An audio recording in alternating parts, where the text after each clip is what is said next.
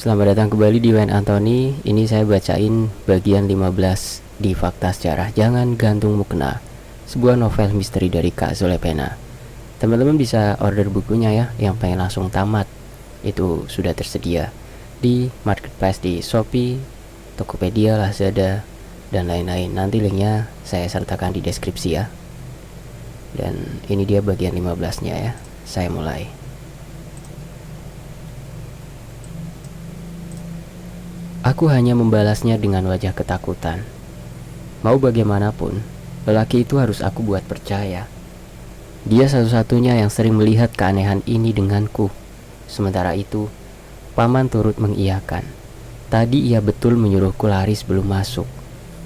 Tadi, saat melihatmu seperti kesetanan, eyangmu menyuruhmu berhenti.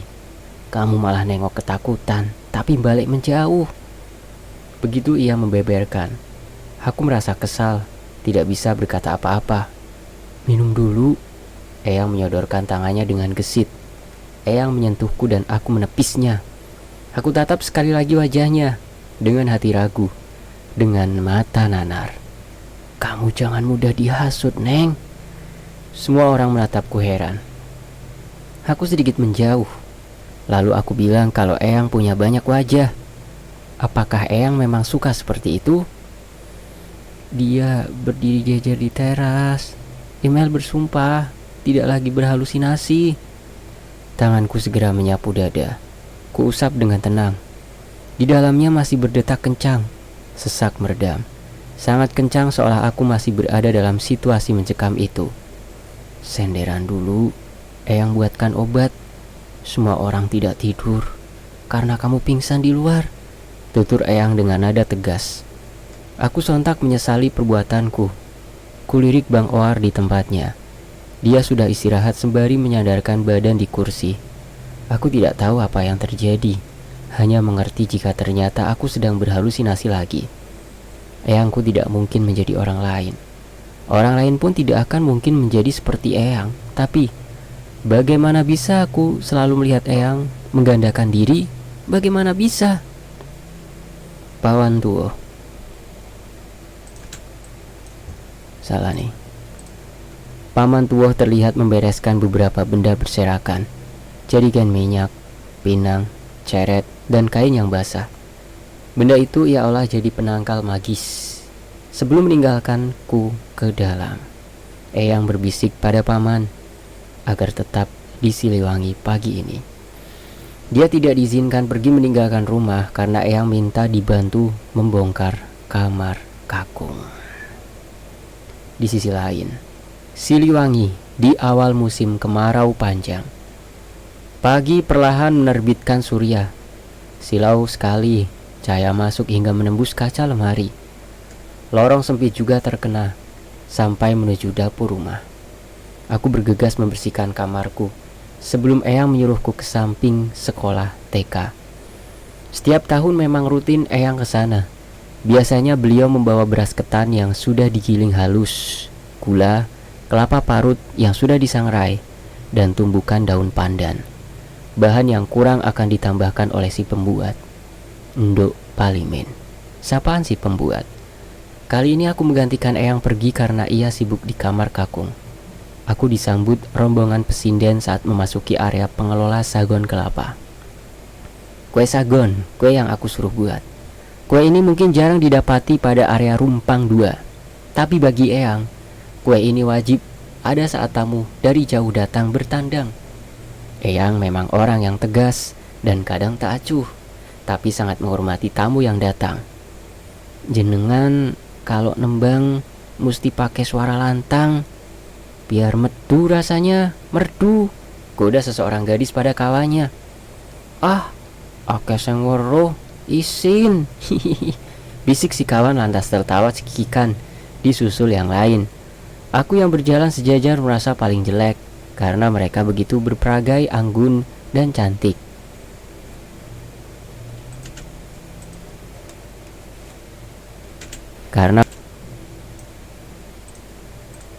Karena mereka begitu berperangai anggun dan cantik. Separuh dari mereka tiba-tiba saja melirikku. Aku tidak tahu apa yang mereka sedang tertawakan atau sedih melihat penampilanku yang aut-autan membawa barang banyak di atas kepala. Mungkin karena polesan riasan di wajahku cukup tebal, jadi membuatku sulit membaca sikapnya. Karena terganggu, akhirnya aku melewati rombongan gadis itu. Kuseruduk jalanan sempit hingga sampai pada sebuah rumah dengan bunga bertebaran di mana-mana. Rupanya ada Tedak Siten di sana. Gadis-gadis penyinden tadi akan meramaikan acara ini, Tedak Sinten. Dan hal itu membuatku semakin malu. Kenapa Eyang menyuruhku pagi-pagi seperti ini ke rumah orang yang sedang melakukan hajatan, meskipun hanya Tedak Siten. Di tempat ini acara seperti ini dinilai sebagai acara resmi dan harus ramai. Neng Gelis, gawa barang akeh. Barang bawaanmu banyak. Oh, ini bukan sanjungan, Bu De. Iki email. Ah, mau cari sinduk paliman, jawabku sembari menengok jauh ke belakang, mencari keberadaan si pembuat kue. Tapi ragu melihat ke kiri kanan, karena di sebelahku banyak orang. Oh, sinduk bogel, lagi ngaduk daging. Masuk dulu, Neng, tak panggil ya. Inje, Bu De. Dulu, rantang susun masih jarang dijual. Tempat kue yang nanti jadi itu akan aku simpan di sebuah wadah besar, lalu kusekatkan pada kain segi 4. Kemudian aku ikat sebelum pulang. Sore kembali berseteru dengan senja.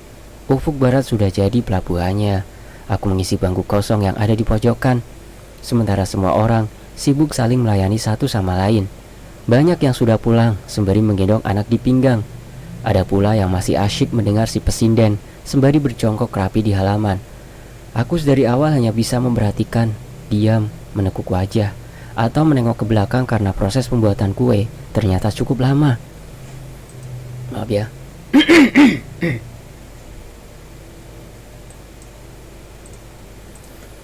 Beberapa lelaki sebayaku yang berada di atas panggung pendek sekali menggoda bersuit. Mereka sepertinya kawan pesinden tadi. Rombongannya banyak, bersetelan necis dengan celana modelan cutbray, dipasangkan Osela. Kos Osela nih. Sini Neng, gabung karo kita penyanyi. Kayaknya malu dia, canda yang satu. Yo, yen sampean isin, kalau malu gitu, kelihatan tambah cantik loh, sambungnya dengan gelegar tawarnya. Aku hanya menahan malu saat itu. Hampir saja pulang tanpa menunggu kue pesanan Eyang karena rasa gugupku mulai kumat. Aku segera menepi. Kuberanikan diri agar menyusul Ndok Paliman ke belakang rumah. Sampai di kedai itu, kue Eyang sudah hampir selesai dibungkus. Beliau mengajakku masuk sambil berbicara. Aku tidak begitu fokus mendengar apa yang sedang ia bincangkan bersama seorang perempuan seusiaku. Aku hanya mendengar tentang sebuah benda sakral. Berapa Mbak? Tanyaku. Nggak usah bayar Neng. Loh kok gitu Mbak? Eyang nyuruh email ngasih uang, nanti dimarahin. Wanita itu sudah menyusun kembali alat pemanggangnya. Namun samar-samar aku kembali mendengar mereka sedang membicarakan sebuah kejadian. Nggak usah Neng, mbahmu kan sudah langganan. Kami habis dapat tips lebih dari pelanggan, jadi mau nyumbang tenaga saja buatmu. Dia menunjukkan giginya yang rapi, tersenyum, lantas menyuruhku masuk sebentar karena plastik kue kurang. Akhirnya aku manut dan mengucapkan banyak terima kasih. Kefokusanku berkurang saat aku mendengar sebuah cerita baru dari percakapannya dengan perempuan tadi. Dia mengatakan, ada beberapa orang yang kebal dari segala rupa hal buruk, seperti santet, tenung, teluh, apabila ia memiliki penangkal khusus dalam tubuh. Penangkalnya seperti benang ruwet yang dililitkan ke perut atau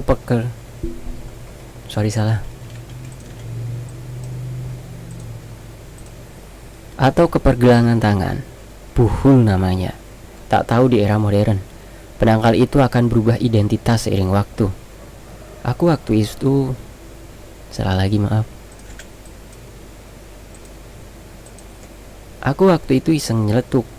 Kalau mengusir pocong dari rumah, caranya gimana ya Mbak? Tak kusangka mereka terdiam, seperti memintaku mengulang pertanyaan yang sama. Pocong? Ngendi? Pocongnya di rumah orang, jawabku berbohong. Oh alah Neng, tak kira ada di mana. Ojo ngawur. Maksudmu pocong jadi-jadian? Setelah tertawa lepas, Disusul oleh cerita lucu dari kawannya, ia tidak memberiku jawaban. Wanita itu bilang, kalau aku pasti suka melayat orang meninggal, makanya mengandai-andai sudah melihat bentuk pocong. Ya sudah, aku permisi dulu ya mbak. Matur nuwun sangat neng email. Imbuhnya, kami pun akhirnya berpisah. Ceritanya juga berakhir tanpa salam penutup. Aku berharap suatu saat aku bisa bertemu mereka kembali dengan cerita yang benar-benar telah terjadi di rumah Eyang. Ternyata sudah mulai gelap. Cepat-cepat aku meninggalkan lorong. Rona merah di langit sudah berubah gelap. Aku menghabiskan waktu panjang di tempat orang. Kue yang aku bawa juga berat. Sepertinya Eyang akan membuat pesta kue sagon malam nanti. Aku pikir kepulanganku saat itu bisa menjadi awal yang baik dengan dibongkarnya sebuah kamar tua, kamar kakung di antara 10 ruang di rumah Eyang. Ternyata salah besar. Aku pulang menemukan hal baru yang semakin janggal dari sosok Eyang. Aku pulang dengan hati berseri-seri. Eyang aku bawakan kue, paman aku bawakan bekal oleh-oleh untuk besok. Tapi kenapa rumah ini terasa kosong? Sangat sepi, terlihat lengang dengan lampu pelita yang masih belum dinyalakan. Seketika ini menjadi sebuah firasat buruk untukku. Jangan sampai pintu utama di belakang itu terkunci sendiri, lalu aku terjebak di sini tanpa Eyang. Aku mundur dengan tubuh tegak dan menegang. Tiba-tiba dari lorong dapur muncul seorang wanita. Ia berjalan menuju kamar Eyang. Aku tak kuasa berdiri tegak. Aliran darah di tungkai lututku seolah berhenti bekerja. Ia menoleh ke arahku dengan gusi terekspos lebar. Hal yang membuatku terbawa arus dalam ketakutan jangka panjang.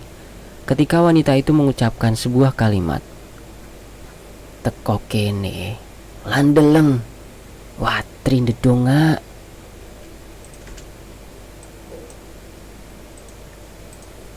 Teko kene landeleng, watri ndedonga. Eyang. Langkahku perlahan maju. Entah apa yang sudah terjadi sejak aku meninggalkan rumah kurang dari 24 jam lalu. Aku terus melangkah pelan ke arahnya karena ia memanggilku setengah berbisik. Dengar suara itu. Suara Eyang seperti gendang yang terpantul di sudut-sudut ruang kosong. "Kemari dan lihat Watri berdoa." "Ngomong apa toh Yang? Watri siapa?" tanggapku segera. Aku terus menjawab bisikan Eyang, sementara langkahku terasa ragu membelah ruang. Krek! Allahu Akbar! Benar ada wanita di dalam kamarku, seperti yang dikatakan Eyang. Sosok itu tengah mengangkat kedua tangannya sembari mengumandangkan takbiratul ihram. Besar suaranya. Tubuhnya pun sangat mirip dengan Eyangku. Sontak rasanya tungkai lututku jatuh. "Watri!" Yang dibisikkan Eyang sudah hidup seperti teramat nyata di hadapanku. Suara kain berpadu bungkusan kue jatuh berserakan. Jantungku berdentum hebat. Bibirku seakan melupakan rapalan doa. "Kamu yang membunuh adikku." "Tidak usah beribadah, kau berdebah, bukan manusia." Aku memukul sekuat tenaga dinding pintu saat suara ayat di bibirnya mulai terdengar sambung menyambung. Dalam sekejap aku terhuyung. Suara wanita di dalam sana persis dengan Eyang. Ia menyanyikan ayat suci bukan dengan cara biasa yang setan itu ucapkan.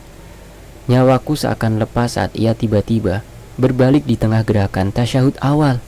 "Eyang!" Eyang berbalik, membuatku sontak beralih pada Eyang yang lain. Eyang yang semua berhadapan dengan... Salah lagi. Eyang yang semula berhadapan denganku sudah hilang. Pemandangan ini seketika membuatku nyaris hilang kesadaran. Aku segera masuk memeluk erat tubuhnya. Eyang malah melepas kain mukenahnya dan menghempaskan ke atas kasurku. Semakin sukar aku membaca keadaan. Siapa yang baru saja mengajakku berbicara? Siapa yang baru saja menyebut nama Watri sedang berdoa? "Eyang!" "Astagfirullahaladzim, cepat Neng, panggil Hasim pulang." Eyang kelimpungan. Dia tidak menjawab semua yang aku tanyakan sedari tadi. Eyang mengajakku masuk ke kamarnya, terburu-buru menutup pintu, lalu naik keranjang hingga berbunyi dirisan panjang. Aku yang masih merasa tak percaya hanya bisa menurut kala Eyang memberitahu jika sebenarnya dirinya tidak berniat ibadah. Tapi saat sadar tubuhnya sudah melakukan gerakan sholat, Jam 3 sore hari, pamanku pun pulang. Jam itu juga Eyang mulai merasakan mati tapi bisa bergerak. Larut malam, kami berdua masih mematung. Bergerak tidak mau, apalagi mengisi perut yang kosong. Kue tadi masih berhamburan di luar ruang, dan aku tidak bisa berpikir jernih sejauh ini. Eyang baru berhenti tersengal-sengal, lantas meraba bantal. Bantal kapuk yang kami jadikan sandaran saat tidur berdua dan terkurung dalam ruang kamar tidur hingga pagi. Jadi paman sudah balik, Yang? Pamanmu dan kawanmu bilang, gara-gara ini. Cuma ini yang mereka bilang. Lalu pergi. Tak suruh tunggu kamu saja supaya diskusi panjang. Tapi dia bilang tidak bisa karena mesti pulang, harus kerja. Eyang perlahan menyingkap ikatan di balik kebaya yang ia gunakan. Eyangku selalu memakai kebaya tak resmi, modelan kebaya yang bisa dipakai sehari-hari, perempuan parubaya di desa ini. Wajahnya yang sayu berubah sendu. Dia memperlihatkan aku sebuah benda yang selama ini aku tak tahu dan tidak pernah temukan sama sekali.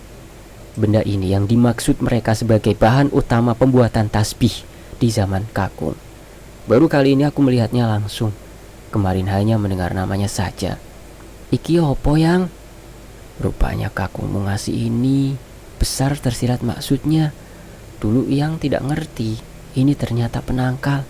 Kamu pakai saja, Neng. Eyang malam itu memberikan benda yang mirip seperti genitri, hanya berwarna merah pekat. Beda dengan yang diceritakannya padaku saat itu. Tapi Eyang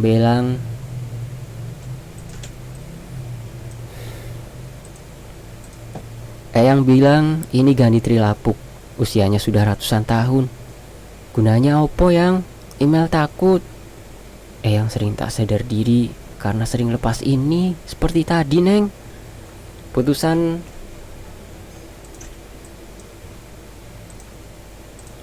Putusnya obrolan singkat kami ditandai suara bising dari arah pintu utama. Eyang memotong ucapan, sedangkan aku beringsut ke dinding. Takut, tertekan, bercampur jadi satu. Aku mengingat saat tadi datang ke rumah, wanita yang kukira Eyang memanggilku dengan bahasa Jawa kental. Di sini bersambung ya, sampai di sini cuplikannya. Nanti bagian 15 fullnya ada di Fakta Sejarah. Terima kasih. Sampai jumpa di cuplikan yang lainnya di Wen Anthony channel YouTube ini. Terima kasih ya sudah menyimak.